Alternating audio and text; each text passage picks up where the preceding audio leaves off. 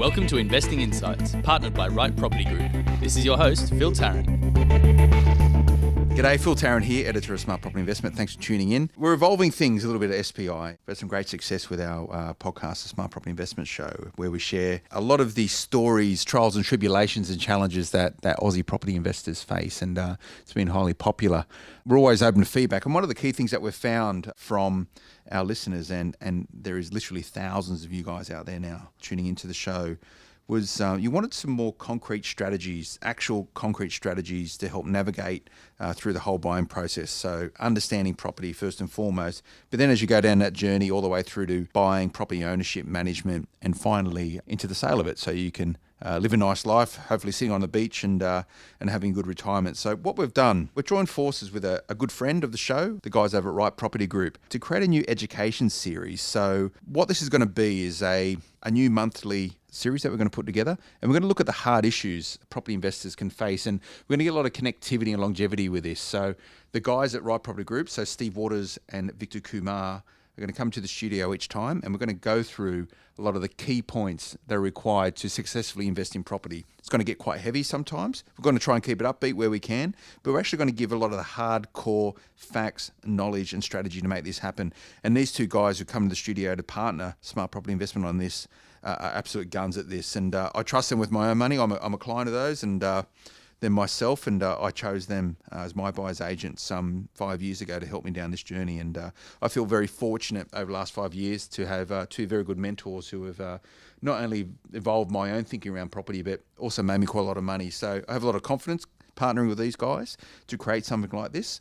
And I hope you can join us over this period as we embark down this path to really get this hardcore information that you need to be able to invest in property successfully. So guys, welcome to the show. Thanks for coming in. G'day mate, how you going? We've chunked down a whole bunch of, I guess, sort of the roadmap for property investment, have we? And we tried to work out how we can best structure this education series so people can get motivated and inspired when they listen to it, but they can go back to it at a point in time and it's still as relevant as what it was at that point in time. So we've got a number of topics that we're going to cover over the period ahead, but today's topic, and we thought this would be a really good way to start with, because for a lot of property investors, getting started is a problem. For a lot of property investors, getting off the property investment ladder is also a bit of a problem as well. So what we've done for our first topic number one, we're going to do the 11 things successful property investors don't do. And the important point there is what they don't do. What you don't do at the start of your property investment career or journey compared to what you don't do at the backside of it are two very different things, but there's a lot of commonality and similarities between them. So guys, you come up with this as a first topic, Victor. Why is it this one, do you think, is the right topic for this education series for us to kick off with? Well, Phil, over our investing careers, we've come across a lot of would-be investors and a lot of successful investors. And what differentiates between a successful investor and an investor that's sort of dabbling in property is the fact that they have a clear set of rules. And the main rule is things that they do differently. So one of the key things that most people have when they're starting to invest is, what if things go wrong, or the market's too unstable at the moment, or even going down the path of speculation. What it really needs is just clear thought process, so that if the market is unstable in real terms, or take the GFC as an example, it's just a matter of readjusting the strategy to suit the market. So what we've come to the table with is, the key things that most property investors that are successful don't do, as opposed to the ones that aren't as successful or are just starting out that tend to make those mistakes. Okay, so let's just concentrate on the word successful for the moment. So what is success in property investing from your position, Victor? Look, it comes back to what you really want to achieve out of property. It's not the number of properties. It's not, what the value of your portfolio is, but what the property is going to give you as an end goal. And that's what success is defined as. In my success would be different to someone else's based on their portfolio and their goals.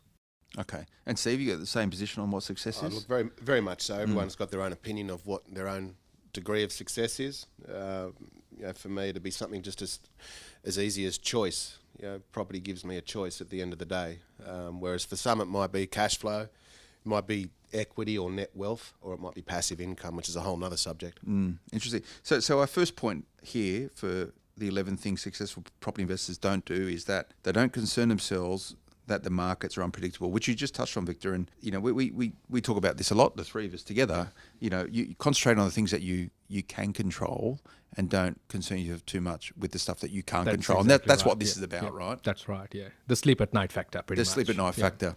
Some things are easy to control in terms of wealth creation, but what markets are going to do, what interest rates are going to do, what global economic factors are going to happen, what storms might hit you, or what damage might happen to your house. A lot of those things you can't actually control. That's right. So how do you, as a property investor, how do you sort of go, I'm not going to worry about that stuff anymore? How does that happen? You've hit the nail on the head. You've got to control what you can control. And you've got to have your buffers and your risk mitigation in place to give you that sleep at night, as we often talk about. But I think understanding what is unpredictable is the key here. So we know that markets will go up, down, sideways. There's never that level trajectory of upwards or downwards growth or whatever it may be. And knowing that there's several markets or real estate market. So when a commentator talks about the real estate market as flat or it's up or it's down, what market are they actually talking about? Are they talking about commercial, industrial, residential? So being able to define your own market and where it is at that point in time is very, very careful.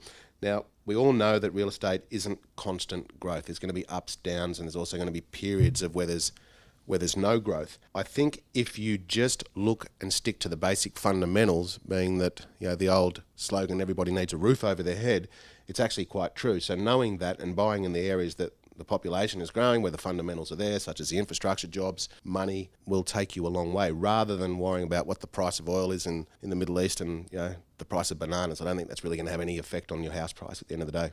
Yeah, I suppose to add to that, Steve, one of the things that successful property investors don't do is not start without a strategy in place that actually suits the market.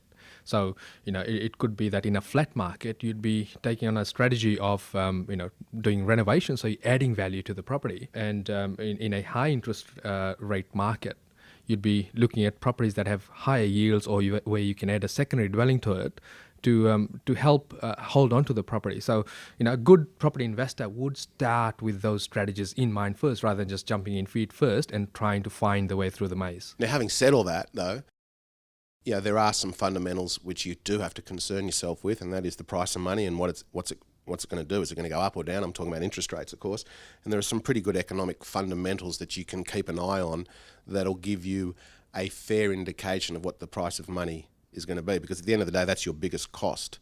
So you do need to concern yourself about that rather than just sort of let everything go to the wind. Okay, second point, successful property investors they don't accept things as true without questioning. Yeah, this is a big one. Often people go into a purchasing scenario with their eyes wide shut. So the slick marketing company, the slick salesperson, the glossy numbers, whatever it may be, or the promises of immediate wealth can often feed the greed, as we call it, to the unsuspecting purchaser. And we see it all the time. So what successful people do is they actually question the validity of the numbers, whether it be the growth, the cash flow, whatever it may be. And then, of course, they do their own due diligence. And this is probably the biggest thing that people don't do enough of, and that's actually their own due diligence. They figure that because they're paying a professional, or the advice is coming from a professional, that it's true. At the end of the day, often a good salesman will tell you what you want to hear.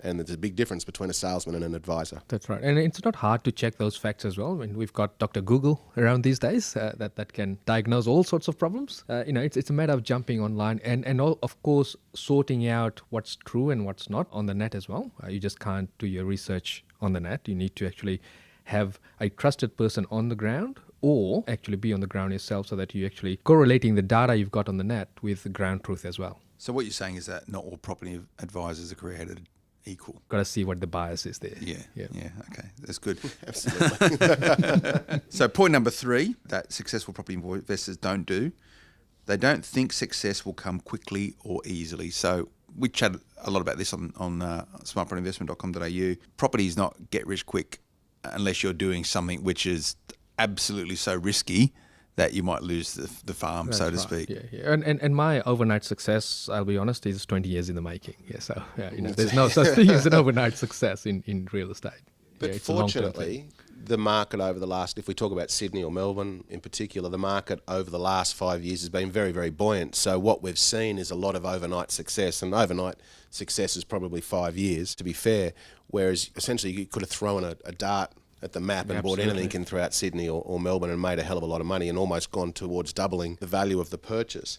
So people are going to be, well, the smart investor and the sophisticated investor, for want of a better term, they know that this is a once in a cycle upswing, and they won't go above and beyond and take advantage of perhaps bigger prices in terms of leverage, which we'll get to a little bit later on, so that at least they have some real equity left in their portfolio once the market does settle down. And I use the word settle down, and I think it's going to go backwards to a rate of knots, as the GFC dictated to us. But we know that it takes time to build your education, to build your knowledge, to build your network, and of course then to create that base portfolio and let it, or nurture it and let it grow to a period where you can then take advantage of it. It's very easy to then lose that base as well when you start speculating off the back of a few good wins. Well, the problem is people will speculate. Yeah, that's right. Because they've had such good wins off their speculation in today's market. Yeah. But that'll unwind. I speak to a lot of investors like you guys do, and people, particularly in today's sort of environment, people want success immediately, right? If it's not working straight away, people start questioning what's wrong. But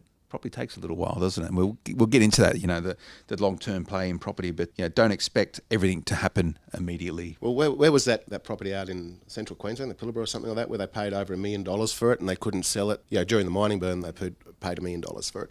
And up until the last 6 months, they still couldn't sell it. They ran into auction twice. Well, I just read in the paper on the weekend that it sold, I think, was for $205,000 or $305,000. That's a good negative investment. Yeah. Yeah. So speculation, it wins every time. That's right. Not.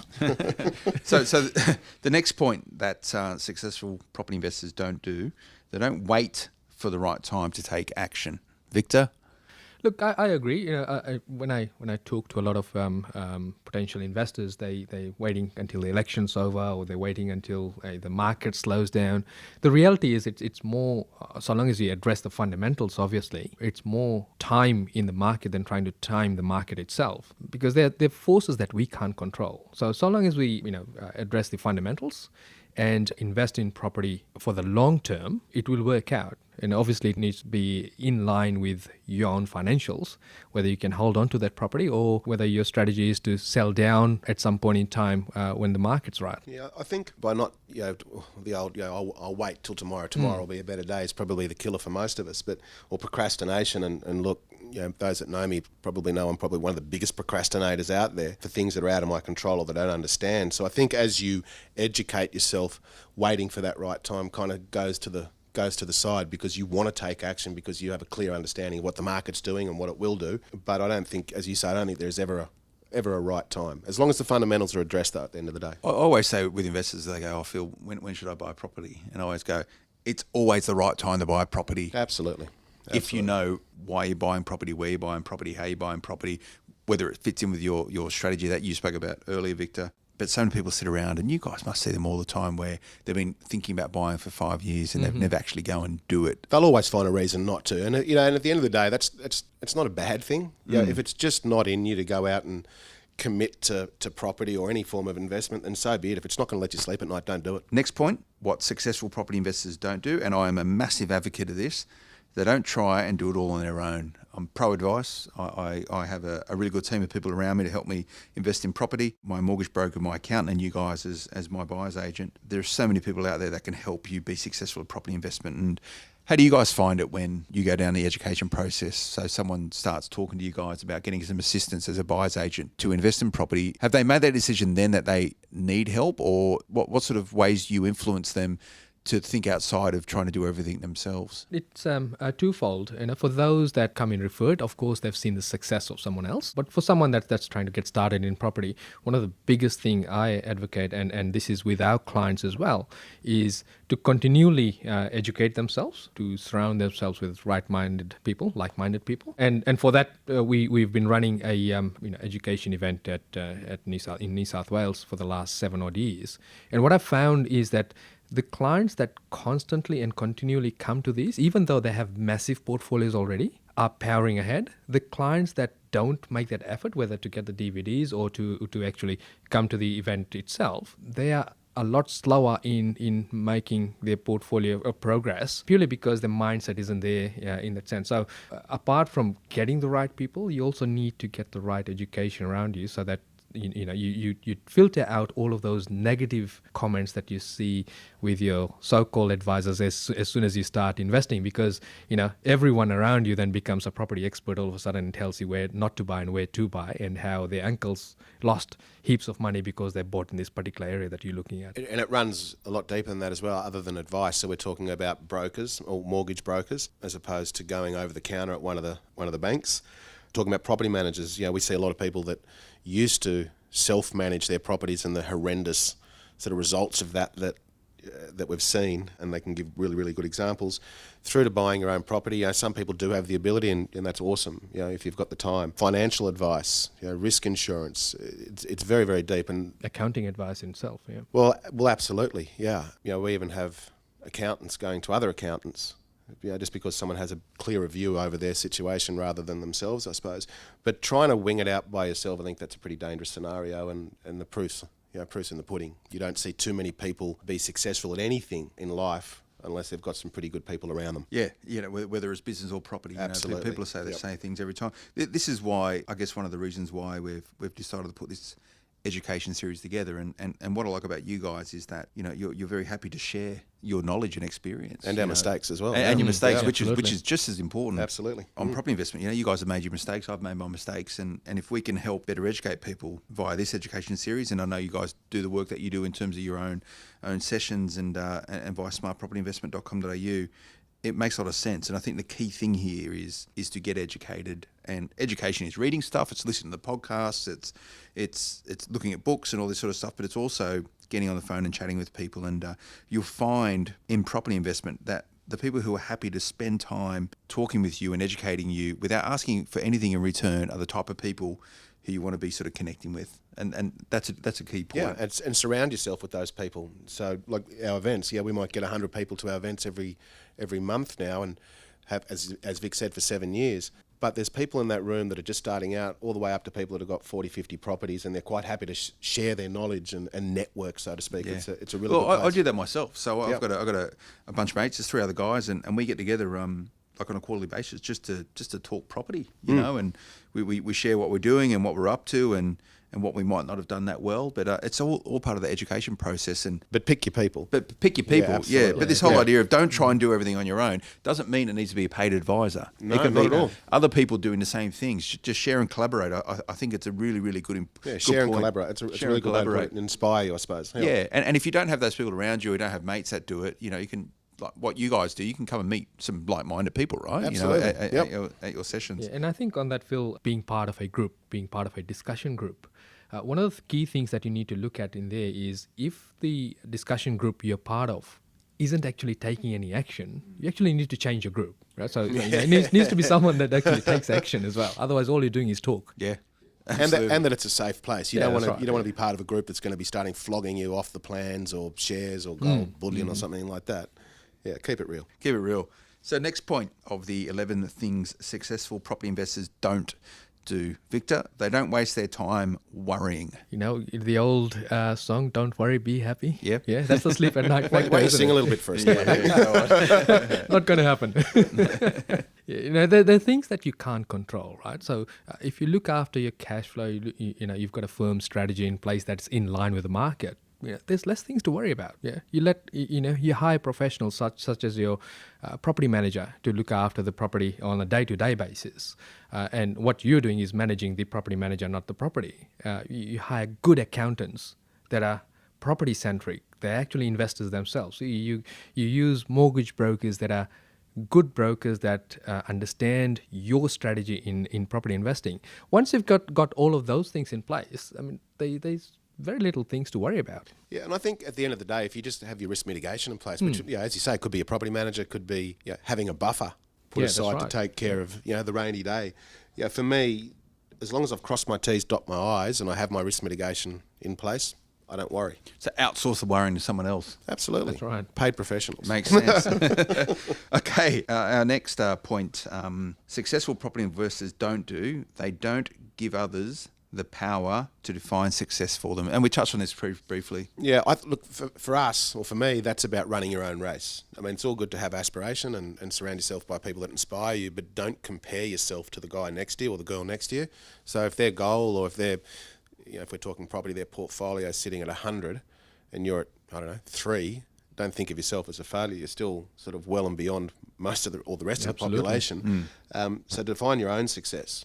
Have little milestones along the way. If you have this big shoot for the star goal, if you don't have any sort of benchmarks along the way, well, you're going to sort of become pretty upset. You lose your way along the way, won't you? Absolutely. Yeah. So, surround yourself with the right people, but not people that want to belittle you, I suppose, or along the same path.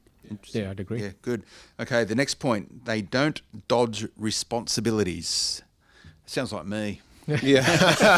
I outsource. Where's my finance?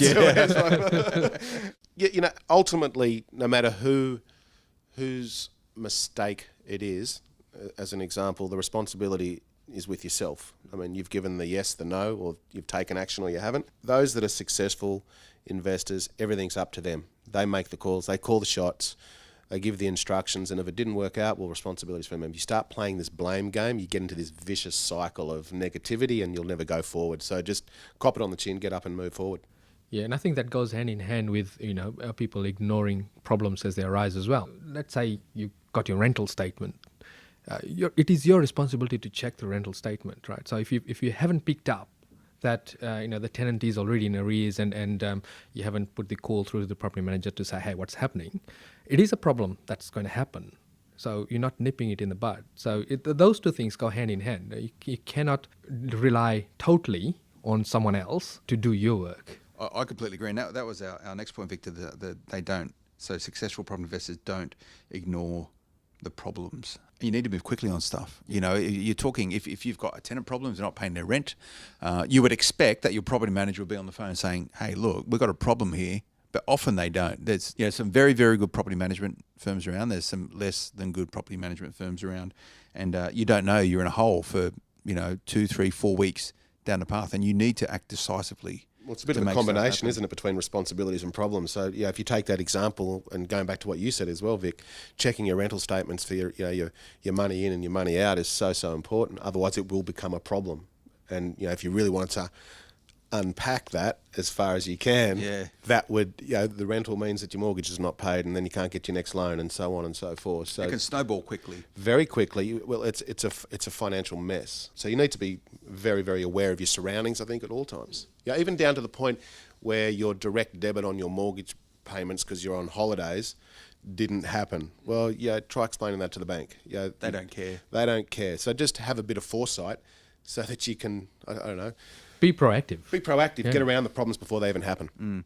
I think these are sort of 2 points which are one and the same. Essentially, it makes sense to look for people to help you build wealth through property, and which we've spoken about.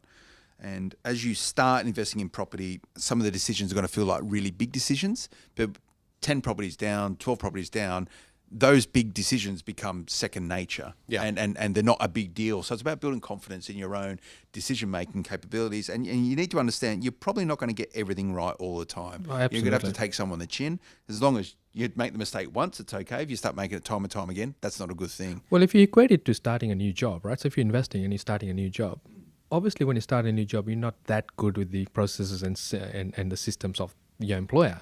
But over a period of time, you get really good at it and it becomes second nature. And that's what investing is. Yeah, it's good. Our second last point number 10, Victor, of the things that successful property investors don't do, they don't speculate. Yeah, you got to let the facts speak for themselves. Don't have too many what ifs in your equation, because the minute you start doing that, of course, you're trying to push the envelope and it's not going to end well. And we all know of a whole bunch of people that were speculating in mining towns. You mentioned beforehand $1 million and just flogged it for 240. Not a very smart investment. Not the best. Not the best. And this we sort of touched on this a little bit about who you get advice from. And you find that, and I've been to a lot of property investment seminars, guys, and I've heard every single scheme or strategy known to man. And the speculative ones, the ones that you don't really understand, are typically the high risk ones. And people, a really good property spruiker will confuse you. They'll give you the information you need to think it's a great idea, but it'll be so complicated so you don't really understand it. Those speculative investments are typically the ones that don't work out. You know what? You might have killed it. Some people in mining towns did really well. They did. They got in and they got out. They timed the market. Yeah. But there's a whole bunch more people who are sitting there with lemons in their portfolios. And at the end of the day, if the numbers look too good, they usually are. That's that's as easy as it can get, or if the projections look too good. Yeah, sometimes a little bit of common sense goes a long way. And it goes back to you've got to be responsible for yourself. There's a lot of Absolutely. people out there hurting right now because they invested in mining towns. I sympathise with them, Yep. and a lot of them got really bad advice. It might have been the right advice at the time, but markets change, so that they're left with some problems right now. But the responsibility ends with you. You're the person that signs the mortgage documents. You're the one that signs the sale contract. You need to stand up for the responsibility. And as much as that statement sort of hurts some people, at the end of the day, it's the truth. No one had the gun to your head, and that's a really unfortunate situation. But yeah, we've all made that type of. Well, if you speak to any investor that's got a significant portfolio, we've all made mistakes, and we could have either just sat now on our haunches and cried and sort of put our head in the sand, or we could have said, that was a really valuable, expensive diploma, university degree. We'll move on from here and use it as a lesson. Absolutely. So our last point, the things that successful property investors don't do, Victor, they don't forget the people who matter. Absolutely. A lot of people, once they get a few wins under the belt, they start thinking they're bulletproof and they start ignoring the recommendations and advice of the professionals around them, such as the accountants, such as the property strategist, or even their broker. So throughout the whole process, you need to make sure that you involve the team around you as you grow as well. Yeah, and I think, like, it's a really good example. We'll often, or with yourself, so we'll sit down with your accountant, us, and your broker, and it'll be a team meeting, just so that we're all on the same page and going in the same direction as opposed to one out. I think that's really valid. I think I might extend it a little bit differently and think about it. The people that matter, I see a lot of people obsessed by property, and they do it at the expense of other things in their life, whether it's family or even their health. Yeah. They just get just connected with it that they forget about the other stuff that matters in life, and there's a lot of other people that matter. So it's a holistic thing. You know what? That's very deep, Phil. I know, but I'd really like to do a thing one day, mental health and property. I think would be really interesting because that'd be a good topic. You see, because we see a lot in business, right? Yeah, where people, a lot of business owners have challenges with their mental health. So it'd be interesting. I think that'd be dictated by the market. So if you go back to the GFC, I think there was a fair few property investors with some mental health issues. As opposed to the last 3 or 4 years. Everyone's a winner. Right? Everyone's a winner, and we're all sort of high on adrenaline. But I think, it's a very, very valid point. What I'm getting at here is that the people that matter is yourself. Absolutely. If you're sitting there worrying about, and it's this, I guess, summarising a lot of stuff we're taking here, right? If you're sitting there worrying every night about property, how you're going to pay the bills, whether you're going to meet your mortgage repayments, it's not healthy. It's not healthy. Right. It's not healthy. So you've got to make sure you get your own mind right and optimistic and buoyant. It's about taking responsibility. If there's problems, take action. Make the right calls. Do everything you need to do. So that's interesting. It is. And if I go to sort of half a dozen of our clients who are extremely target orientated with their portfolios, our job is actually to slow them down. To temper them a little. Yeah, just to say, all right, let's just sit on your hands, just relax a little. And then we'll readdress and review in a couple of months' time. But you can't always be buying because it's not. There's no life outside of that. And investing in property, especially when you start to get a bit of success, is extremely addictive. As is any other vehicle, I suppose. So it's just being able to control it. Maybe we need a property investor sort of anonymous or something or other. Where hi, I'm Steve. I'm an investor. Sit around. I've been clean for 6 months. I've been fine for 6 months. No, not to joke about those sort of things, but you got to get it right. You look after yourself as well as everyone else who's helping you out with property investment. So really good. I'm going to summarise these: the 11 things successful property investors don't do, because we're running out of time for episode 1 of our education series. They don't concern themselves that the markets are unpredictable. They don't accept things as true without questioning. They don't think success will come quickly or easily. They don't wait for the right time to take action. They don't try and do it on their own. They don't waste their time worrying, which we just touched on. They don't give others the power to define success for them. You got to run your own game. They don't dodge responsibilities, and they don't ignore problems. Importantly, they don't speculate, and as we just spoke about, they don't forget the people who matter. That's our 11 things successful property investors don't do. I enjoyed that, guys. Thanks, really good. It was good. Thank you. Yeah, good.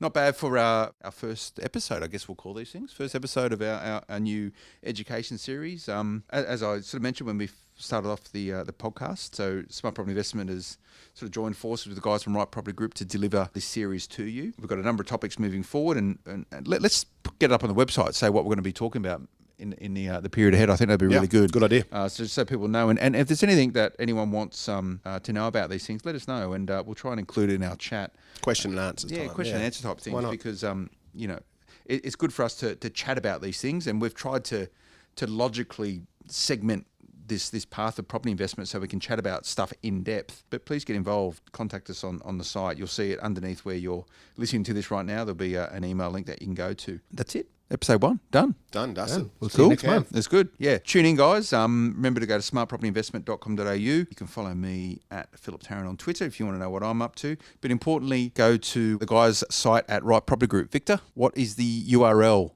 For our website, For your website. www.rightpropertygroup.com.au. That's RIGHT. Okay. And Facebook? You're on Facebook? You're on all that sort of Yeah, stuff? Facebook, just look for Right Property Group on Facebook. Okay. And if anyone has any questions direct for the guys, please feel to email them. I'm going to make up a web address for you guys right now, so your technology people are going to have to come and get it right. Let's do questions at rightpropertygroup.com.au. You guys happy with that? Done. All right. Brilliant.